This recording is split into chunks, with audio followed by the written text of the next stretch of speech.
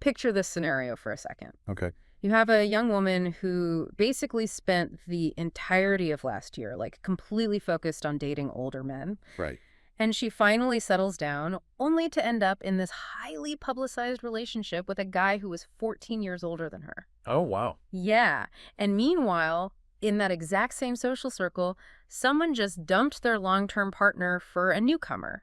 And this newcomer is being described as, quote, devilish, mostly because they are already sneaking off to somebody else's house on the weekends. That is wow. Oh, and then there's the guy who is famously bad at fighting, just generally unreliable, but somehow he managed to secure a partner anyway, leaving all of their mutual friends incredibly stressed out about their future. I mean, it literally sounds like the pitch for a really messy reality television show. Yeah. Or, a daytime soap opera where the writers have just decided to throw caution to the wind. Exactly. You can almost hear the, dramatic confession cam music playing in the background. But the twist here is that none of the individuals I just described were human. Not a single one. Nope. They are African penguins. So welcome to this deep dive into the Kyoto Penguin Relationship Chart 2026, which was officially released by the Kyoto Aquarium. It's just such a wild document. It really is. Today, our mission is to explore this incredibly detailed, a meticulously observed chart that tracks the complex social, romantic, and even cross-species relationships of an entire penguin colony. Which is a remarkable thing to analyze. We are essentially looking at a living, breathing soap opera, but one that is documented with intense scientific rigor. Okay, let's unpack this, because whether you are a die-hard reality TV fan who just loves interpersonal drama or, a serious wildlife enthusiast, you're going to walk away from this conversation with a completely different perspective on animal behavior. Absolutely. But before we get into the really juicy gossip, we need to establish how and why an aquarium in Japan is mapping out avian love triangles in the first place. We have to look at the architecture of the surveillance itself. Right, the methodology behind all this data collection. Yeah, so to give you a sense of scale, the Kyoto Aquarium, which is managed by Kazuyoshi Sakano, it's located in the Shimogyo Ward. And they house a colony of exactly 50 African penguins. Just a huge group. And the management there didn't just throw this relationship chart together as a quick weekend marketing stunt. This is actually the 8th update of a project that has been in continuous development since 2018. And the project is taken so seriously from an institutional standpoint that the specific term, penguin correlation diagram, is actually a registered trademark. Wait, really? Yeah, it's trademarked by the ORIX Real Estate Corporation, which is the group that oversees the facility. A trademarked observation system for bird gossip. That is amazing. It is. And it's incredibly comprehensive, too. We are talking about a massive physical panel displayed in the cave area, which is on the first floor of the aquarium. And it tracks their family trees, so who the parents are, the children, the siblings.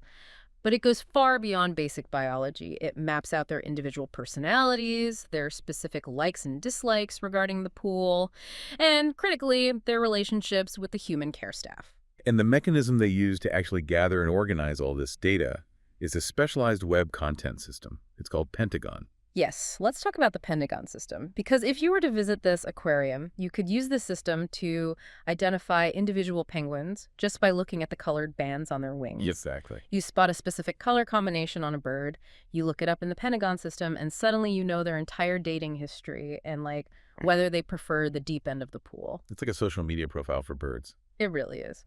But I have to push back a little on the premise here. When I first read about this chart, my immediate instinct was to ask, isn't this just anthropomorphism? Oh, yeah. Are we simply projecting our own complex human social norms onto what is ultimately just random bird behavior? Well, it's a very common trap to fall into, when observing animals. We tend to assign human motivations to instinctual actions. But what's fascinating here is the sheer volume of daily observation by the animal care staff that actually informs this chart. So it's not just made up. No, not at all. This isn't projection. This is ethology in practice. Meaning the scientific study of animal behavior in their natural environment, or in this case, a simulated natural environment. Precisely. Because flock animals, particularly African penguins, they don't just exist as this homogeneous group. To survive in massive, densely packed colonies in the wild, they have to develop highly complex social structures. To manage things like territory and foraging, right? Yeah, and mating. They genuinely possess distinct individual personalities Right. because recognizing and navigating those individual differences prevents constant chaotic physical combat. Oh, that makes sense. So documenting these alliances isn't just about crafting a fun narrative for the visitors. It's actually a way to accurately map the ecological reality of the flock. So, by translating those very real biological dynamics into a format we naturally understand, like a relationship chart, it helps humans visualize the complexity of their environment. It creates a readable map of their social survival strategies. The behaviors are totally real. The shifting alliances serve a biological purpose. Well, armed with that understanding of the data collection, let's look at what they actually found for the 2026 season, because the findings are spectacular. They really are. So the staff named the penguins after the streets in Kyoto, which is why these names might sound familiar to anyone who knows the city. Let's start with Rei. Her name comes from Risen Street.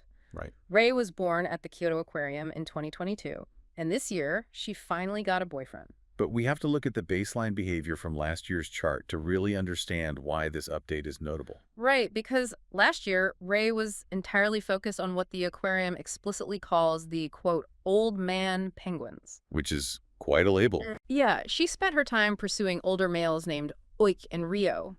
But this year, she moved on and formed a bond with a penguin named Yanagi. The catch is that Yanagi is significantly older.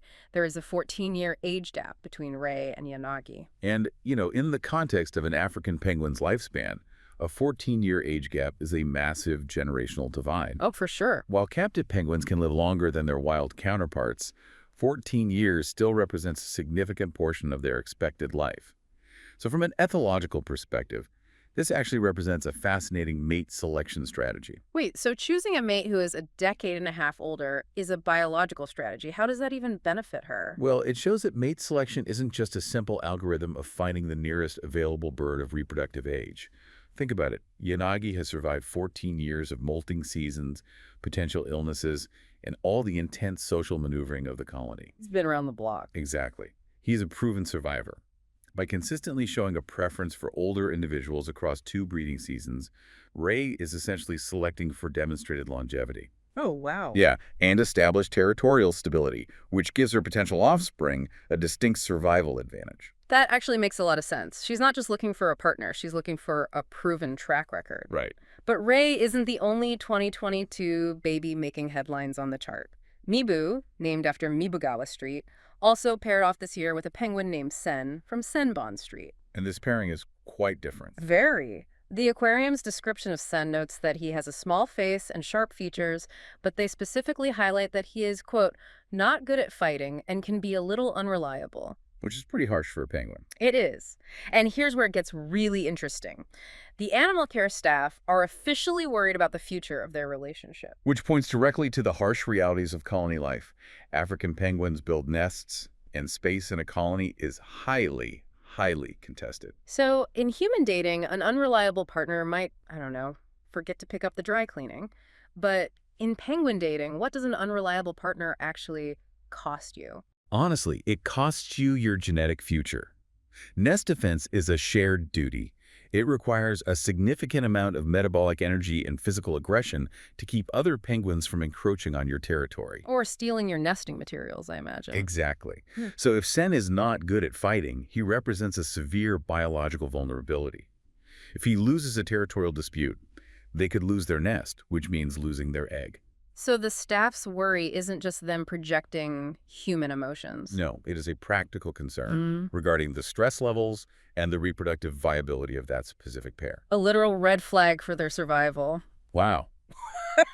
But if we are talking about stress within the colony, we definitely have to talk about Kuruma. Oh, Kuruma. Yes. Kuruma from Kurumamachi Street is currently the center of not one, but 2 simultaneous love triangles. It's incredibly complicated. It really is. Let me try to map the logistics of this. Last year, Kuruma was simultaneously sleeping with 2 different penguins, Ume and Take. But this year, the relationship with Take is completely over. Right, they broke up. Right, and instead, Kuruma has become very close with a new penguin named Pon from Pontocho Street, who the staff describe as devilish. Such a great descriptor. But while Kuruma thinks he and Pon are an exclusive item, Pon is actively visiting another penguin named Taco's house on completely different days. It is just a phenomenal example of fluid social dynamics within a confined population. But hold on, are we assigning human morality here? Like, when we call Pon devilish or say Kuruma is in a love triangle, aren't we judging them for something that might just be a biological imperative to spread their genes? That's a fair question. Like, does a penguin actually feel jealousy, or are they just playing a numbers game? Well, that is the core debate in animal behavior. Huh? They likely do not experience jealousy in the complex narrative way humans do, complete with moral judgment. Right. However, they absolutely experience the stress of territorial encroachment and mate guarding.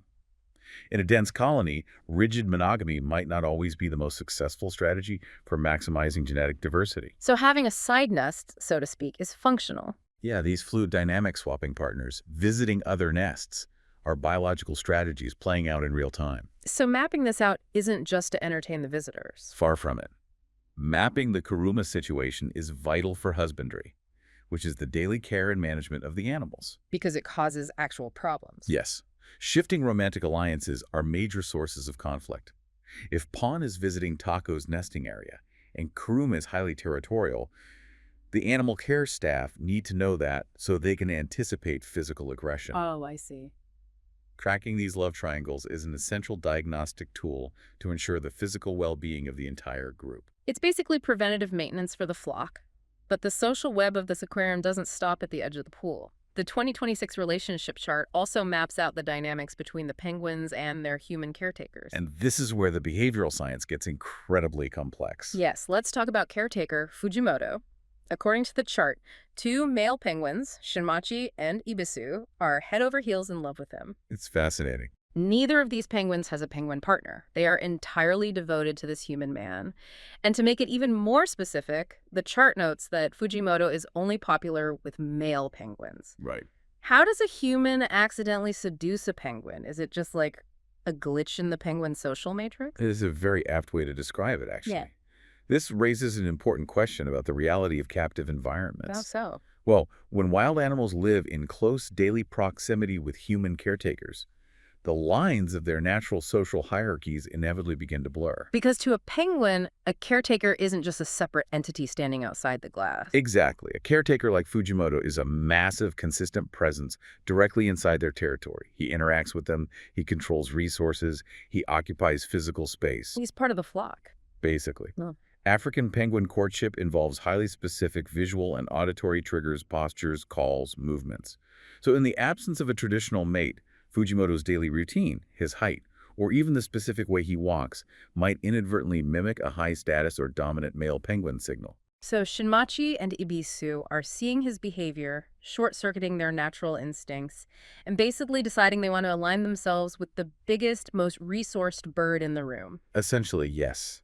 The fact that he is only popular with males suggests his unintentional cues are triggering a very specific, likely submissive or alliance-seeking response tailored to male penguin behavior. Wow. It just showcases how adaptable and sometimes easily confused animal sociality can be when introduced to human elements. And if the caretakers are being pulled into the penguin social matrix, it makes complete sense that the human public looking through the glass is getting pulled in too. We kind of can't help but see our own lives reflected in their behavior. Right. It's human nature. Which is exactly why the aquarium brought in 3 different celebrities to analyze the 2026 chart and comment on the dynamics. It is a really fascinating approach to bridging the gap between clinical science and public engagement. It is. So they brought in Shimon Okura, a model and actor, who analyzed the chart like he was reviewing a masterclass in domestic relationships. Yeah, he had some great insights. He noticed a penguin named Shijo, who used to be quite wild, but now just follows his wife around. Okura admired the elderly penguin couples, Kujo and Jujo, for staying together so long, and specifically praised a penguin named Man for being a dedicated father. He is actively looking for human moral equivalence in their survival strategies. Totally. Then you have Koa-chan, known as the Fishman, who flat out compared checking this chart to watching season 2 of a television drama. Which is so accurate. He zeroed in on highly specific character arcs. He pointed out a seductive female penguin named Tara who has suddenly adopted a, quote, careful lifestyle, Hmm. and the popular guy Rio, who started making older friends just so he'd have someone to go to the pool with. So relatable. And finally, Ruka Matsuo, a manga artist who was completely captivated by the caretaker Fujimoto situation.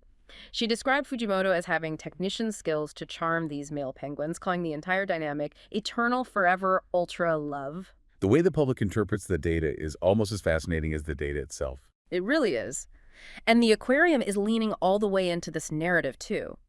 From December 13th, 2025 to February 1st, 2026, they are running short advertising videos on YouTube and TikTok focusing on these specific love triangles. Oh, that's smart. Yeah, they're even selling a 440 yen A4 clear file in the gift shop that features the Kyoto chart on one side and the chart from their sister facility, the Sumida Aquarium, on the other. Merchandising the drama. Exactly. So what does this all mean? Why are we humans so eager to consume the mating habits of African penguins like it's a reality television show? Well, if we connect this to the bigger picture, it illustrates a massive evolution in how we communicate conservation science. Oh, interesting. Historically, aquariums presented information very clinically. A placard might list the species, its natural habitat, and its diet, but humans are fundamentally storytelling creatures. We do not connect deeply with clinical data, we connect through narrative. We need a protagonist to root for. We do. By utilizing humor, drama, and celebrity commentary, the Kyoto Aquarium is deploying a highly effective modern educational tool. They are taking 50 anonymous birds and transforming them into 50 distinct individuals. Right. When you understand that Ray strategically chose an older maid, or that Sen is biologically vulnerable because he can't fight, or that Kuruma is navigating complex territorial disputes, you suddenly have a stake in their daily lives. You stop seeing a flock and start seeing a community. And when the public cares deeply about the individuals in that community, they are exponentially more likely to support the conservation of the species as a whole.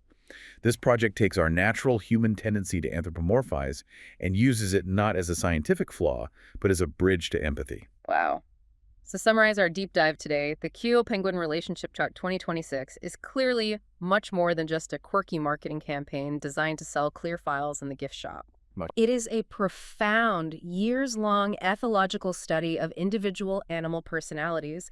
It maps out survival strategies masquerading as love, heartbreak, shifting friendships, and cross-species confusion. Yeah, it proves that there is serious, biologically driven drama happen right below the surface of the water. I highly encourage you to check out the special website. They have both English and Japanese versions available, and find your own favorite penguin to root for.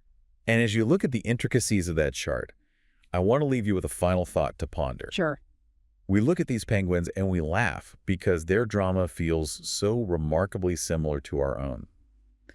But if we can map devilish behavior, unreliability, shifting loyalties, and profound long-term devotion in a colony of birds, how does that challenge our core definition of human nature? That's a great point. If traits that we consider exclusively uniquely human, like complex social maneuvering or consciously changing our lifestyle choices as we age, are actively present and measurable in a flock of African penguins, perhaps we aren't quite as separate from the animal kingdom as we like to believe. We are all just trying to navigate our own relationship charts one way or another. Thank you for joining us on this deep dive. Keep observing the complex world around you, and we will catch you next time.